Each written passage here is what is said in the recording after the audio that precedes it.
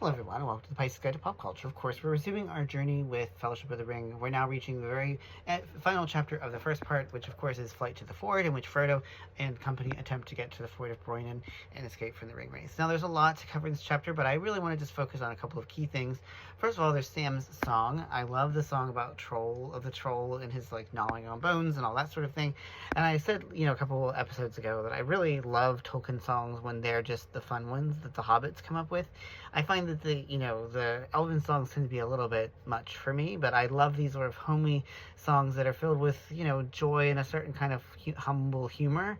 And I think that that's fitting given, just how terrible things are at this exact moment for Frodo and Sam and the rest of them. They're really being pursued across the wilderness by the ring wraiths. And I think that that's a little injection of humor, as well as, we see the petrified trolls that are reminders of Bilbo's own adventure here in the wilderness. And I think that those are very, lots of things that work, as we always know. Emotional texture is something Tolkien does very well, especially in chapters like this where we're fleeing and we're, in fear, but we also have these moments of joy, of simple humor that are very effective. And then, of course, it all sort of comes to pass when they encounter Glorfindel, and then they have to race to the ford.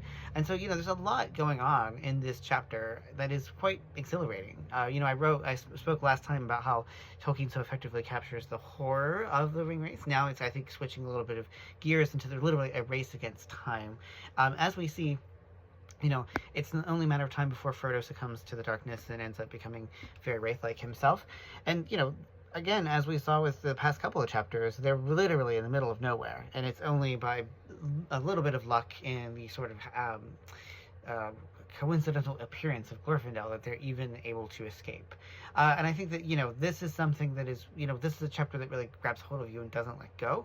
And it ends rather ambiguously, since we don't actually know whether Frodo is going to endure. But I do give Frodo credit for, at the last, saying, sort of defying the ring race. Despite all that's happened, despite the fact that he's been, grievously wounded, he still has that inner core of hobbit strength.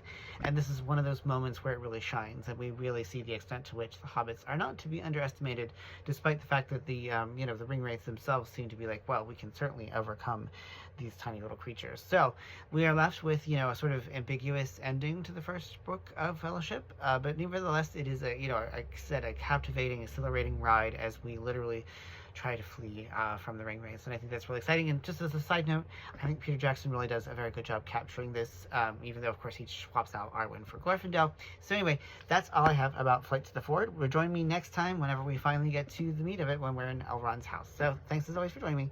Take care, y'all.